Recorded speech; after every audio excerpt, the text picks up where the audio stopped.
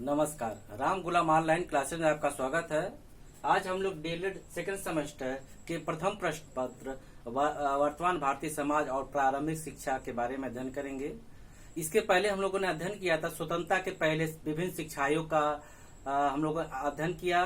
15 अगस्त 1947 को हमारा देश आजाद हो जाता है। फिर उसके बाद भी शिक्षा संबंधी विभिन्न आयोग का गठन होता है, लेकिन हमारा स्वतंत्र देश हो जाता है। हमको अपने तरीके से शिक्षा को गठन करने का पूरा अधिकार मिल जाता है, जिसमें स्वतंत्रता के बाद जो प्रथम शिक्षा आयोग का गठन हुआ उनका नाम विश्वविद्यालय आयोग, जिसके अध्यक्ष डॉक्टर सर्वपल्ली राधाकृष्णन थे, जिस कारण इस आयोग को राधाकृष्णन आयोग भी कहा जाता है 1948 को।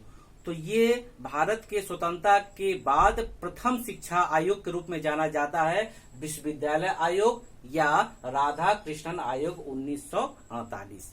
जब हम राधाकृष्णन जी का नाम लेते हैं तो उनके बारे में महान व्यक्तित्व, महान गुणों को हम स्वतः ही बिना बात किए रह ही नहीं सकते। तो इनके संबंधी जो इन्होंने आयोग का गठन किया उसके अध्यक्ष तो ये थे, जिसमें मुख्य उद्देश्य था भारत में विश्वविद्यालय स्तर पर यानी उच्च शिक्षा के स्तर पर विभिन्न शिक्षा संबंधी सुझाव देना एवं सुधारात्मक कदम उठाना। उसका अध्ययन तो हम करेंगे। उसके पहले हम डॉक्टर सर्वपल्ली राधाकृष्णन के जीवन से संबंधित जुड़ी कुछ बातों का अध्ययन करना चाहेंगे, बताना चाहेंगे, चर्चा करेंगे। जिसमें सर्वप्रथम चर्चा करते हैं आपका जन्म। सर्वपल्ली राधाकृष्णन जी का जन्म 5 सितंबर 1888 को तमिलनाडु के मद्रास जिले के अंतर्गत तिरुतानी ग्राम में हुआ था। 5 सितंबर 1888 को तमिलनाडु मद्रास में तिरुतानी ग्राम में हुआ था। जब 5 सितंबर का नाम लेते हैं तो स्वतः हमको एक महत्वपूर्ण दिवस का नाम याद आ जाता है, जो स्कूली विशेषकर स्कूली शिक्षा के दौर में हम सब 5 सितंबर को बड़े उत्साह के साथ इस दिवस का आयोजन करते हैं। एक और महत्वपूर्ण दिवस है 14 नवंबर, जो बाल दिवस के रूप में मनाया जाता है, जो पंडित जवाहरलाल नेहरू जी के जन्मदिन के अवसर पर था। तो इनका 5 सितंबर को हम सब शिक्षक दिवस के रूप में विशेष रूप से शैक्षिक संस्था मनाते हैं और स्कूली शिक्षा में तो विशेष रूप से उत्साह देखा जाता है। और इस दिन हम बाल दिवस मनाते हैं। इनका शिक्षा के योगदान को लेकर के इतना महत्वपूर्ण योगदान है, सेवा है, कि जिसके फलस्वरूप इनके जन्मदिन को शिक्षक दिवस में हम सब मनाते हैं। अब आगे देखते हैं। आपका जन्म 5 सितंबर 1888 को हुआ था और निधन आपका 17 अप्रैल 1975 को। आपका निधन 17 अप्रैल 1975 को हुआ था। आपके पिताजी सर्वपल्ली वीरा स्वामी थे, जो ब्राह्मण परिवार से संबंधित थे। और आपकी माता सीतम्बा नाम थी, बड़ी गुणी थी और घरेलू महिला के रूप में जानी जाती हैं। आप सर्वपल्ली राधाकृष्णन एक भारतीय संस्कृति के संवाहक यानी संरक्षक एवं प्रसारक और एक प्रख्यात शिक्षाविद, एक महान और आदर्श शिक्षक और दार्शनिक आदि गुणों के धनी व्यक्तित्व वाले व्यक्ति थे। शिक्षा के क्षेत्र में आपका इतना योगदान है, जिसके फलस्वरूप आपको विभिन्न सम्मान भी दिया गया है। अभी आगे चर्चा करते हैं। और ये आप दर्शन शास्त्र, शिक्षा की अगर चर्चा करें, दर्शन शास्त्र में आपको विशेष विशेषज्ञता ज्ञात प्राप्त थी। हम ये कह सकते हैं कि दर्शन शास्त्र के आप महारत थे।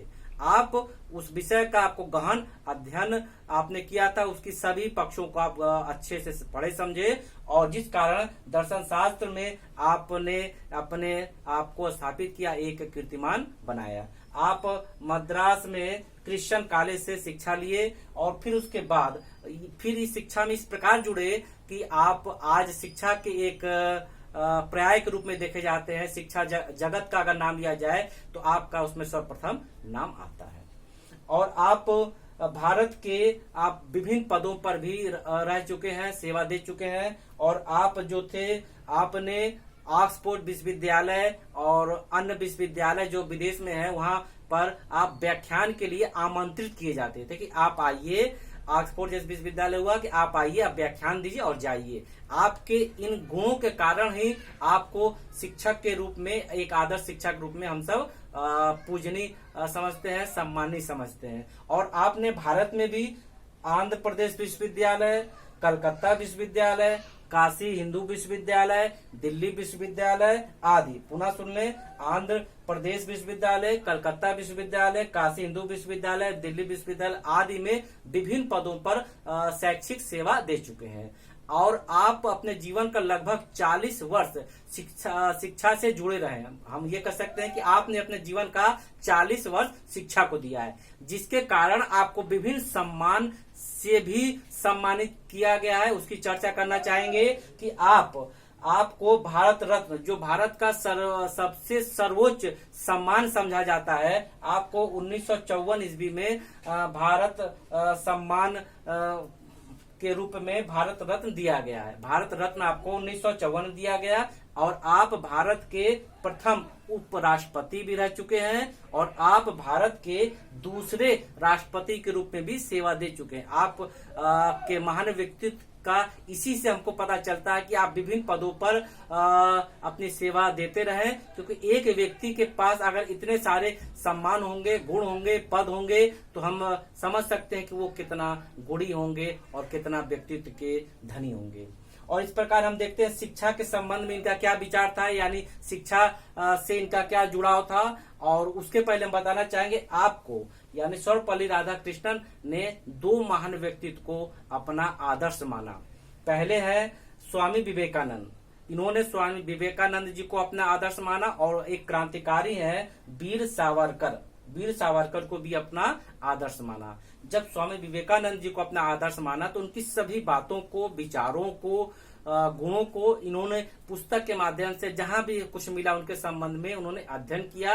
और जब आप किसी को आदर्श मानते हैं, अपना आइडियल मानते हैं, तो उसी प्रकार बनना चाहते हैं। और जब आप उसके बारे में गहनता से अध्ययन करेंगे, मन से करेंगे, रुचि से करेंगे, तो उनका कुछ प्रतिशत गुण, जैसा आपका ईमानदारी होता है, निष्ठा होता है, उसी प्रकार कुछ परसेंट अगर गुण आप में आ जाता है तो ये समझा जाता है कि आप में वो लक्षण दिखाई देने लगे हैं। और यही लक्षण हम मान सकते हैं कि स्वामी विवेकानंद खुद अपने में महान व्यक्तित्व रहे हैं। और यही कारण रहा कि जब ये उनको आदर्श मानते हैं तो उनके बातों को, विचारों को आत्मसात करते हुए ये अपने अंदर उन बातों को अपने सेवा में, अपने शिक्षा में, उद्बोधन में, व्याख्यान में व्यक्त किए, जिसके कारण ये आज देश में नहीं बल्कि विदेश में भी आपके सम्मान के रूप में जाना जाता है, पूजा जाता है। अब आइए इनका कुछ शिक्षा संबंधी विचारों को जान लें।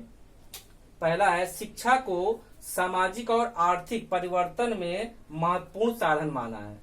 इन्होंने क्या माना शिक्षा को, कि शिक्षा को एक सामाजिक और आर्थिक परिवर्तन में महत्वपूर्ण साधन माना है। अर्थात शिक्षा वह माध्यम है जो हमारे अंदर अंधकार को, अज्ञानता को दूर करती है। अज्ञानता कैसे दूर होता है, अंधकार कैसे दूर होता है? प्रकाश से। और प्रकाश मतलब ज्ञान है।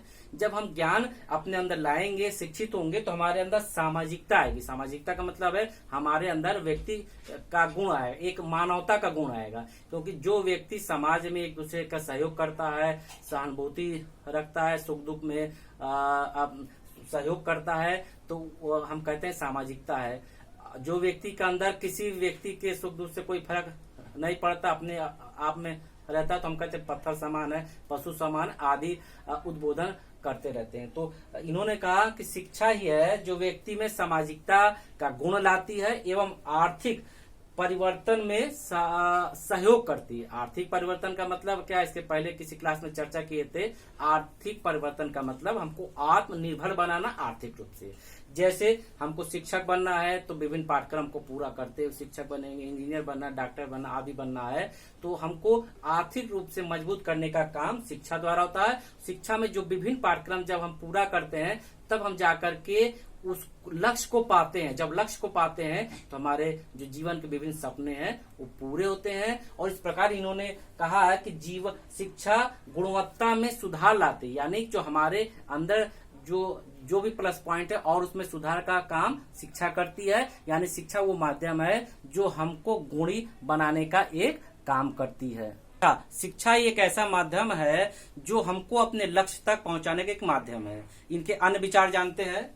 शिक्षा सबसे शक्तिशाली हथियार है जिसका उपयोग आप दुनिया को बदलने में कर सकते हैं। इन्होंने माना है, डॉक्टर सर्वपल्ली राधाकृष्णन ने माना है कि शिक्षा वो शक्तिशाली हथियार है जो आप स्वयं को बदलने में एवं दुनिया को बदलने में इसका इस्तेमाल कर सकते हैं। स्वयं का मतलब अपने अंदर अच्छा गुण ला सकते हैं, व्यक्तित्व में निखार ला सकते हैं। जब आप ये काम करेंगे तो दुनिया जो आपके बारे में किसी प्रकार वाली धारणा कुछ और रखती हो, जब आप गुणी हो जाते हैं तो दुनिया आपके पक्ष में हो जाती है और ये कहती है अरे ये तो हम जान रहे थे, कुछ आगे बन करके दिखाएंगे। तो इस प्रकार इन्होंने कहा शिक्षा सबसे शक्तिशाली हथियार है जिसका उपयोग आप स्वयं को एवं दुनिया को बदलने में कर सकते हैं। इनका अन्य विचार है शिक्षा को व्यक्ति और समाज का निर्माण करना चाहिए, अर्थात शिक्षा ऐसी हो जो व्यक्ति यानी व्यक्तित्व गुणों को विकसित करे, परिवर्तन करे और सकारात्मक क्षेत्र में विकास करे और समाज का विकास करना चाहिए। यानी समाज में ऐसा वातावरण हो, ऐसा शैक्षिक वातावरण हो, अच्छा वातावरण हो,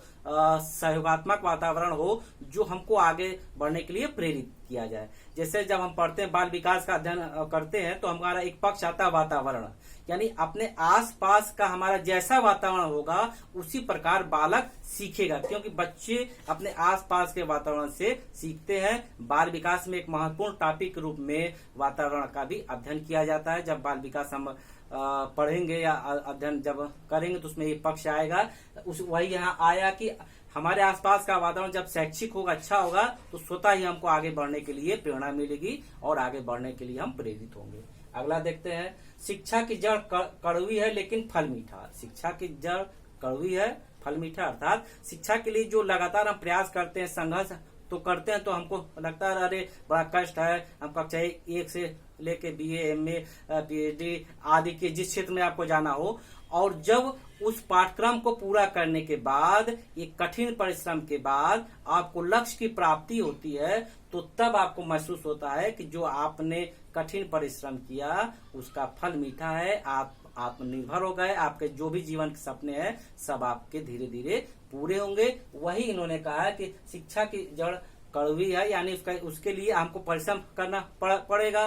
तो परिश्रम करेंगे तो कष्ट भी हो सकता है, क्योंकि स्टूडेंट लाइफ में सुख तो मिलना नहीं है। मान के चलिए कष्ट जब देंगे और मेहनत करेंगे तब हमको जाके भविष्य में अच्छा फल मिलेगा। जैसा हमारा प्रयास रहेगा, निष्ठा पूर्वक रहेगा, वैसा ही फल मिलेगा। शिक्षा जीवन के लिए तैयारी नहीं है। इन्होंने कहा शिक्षा जीवन के लिए तैयारी नहीं है, बल्कि शिक्षा ही जीवन है। यानी जो शिक्षा है जीवन की तैयारी की बात नहीं करती है। शिक्षा कहती है शिक्षा ही जीवन। जब हम शिक्षा में जाएंगे तो वही हमारा जीवन हो जाएगा। अच्छी अच्छी बातों को जानने के लिए आदि हम उसकी चर्चा करते रहेंगे। इसलिए शिक्षा को ही जीवन माना, क्योंकि व्यक्ति अगर जीवन भर शिक्षित रहता है, अपने बौद्धिक स्तर का विकास करता है, तो सदा जीवन में वो सीखता रहता है। अगला है, शिक्षा का प्रमुख कार्य सोचना और सिखाना है। इन्होंने कहा जो शिक्षा है उसका मुख्य उद्देश्य है व्यक्ति के अंदर सोचने की क्षमता का विकास करना एवं सीखने के लिए प्रेरित करना। इस प्रकार आज हम लोगों ने अध्ययन किया, इनके जीवन से संबंधित कुछ पक्षों का अध्ययन किया। इसके अगले वाले क्लास में हम इनके शिक्षा संबंधी विश्वविद्यालय आयोग में इन्होंने क्या सुझाव दिया उसका अध्ययन करेंगे। एक बार रिवीजन कर लें। इनका जन्मदिन कब है? 5 सितंबर। उस दिन कौन सा दिवस माना जाता है? शिक्षक दिवस। और ये अपने जीवन का कितना वर्ष शिक्षा में दिए हैं? 40 वर्ष। ठीक है। इनको कौन सा भारत का सर्वोच्च पुरस्कार मिला है? भारत रत्न। और ये भारत के 2 बड़े पद पर सेवा दे चुके। कौन कौन से पद हैं? उपराष्ट्रपति और राष्ट्रपति। इस प्रकार हम लोगों ने जाना कि सर्वपल्ली राधाकृष्णन एक महान व्यक्तित्व के धनी है। अब अगले क्लास में हम इनका विश्वविद्यालय शिक्षा आयोग संबंधी सुझाव का अध्ययन करेंगे।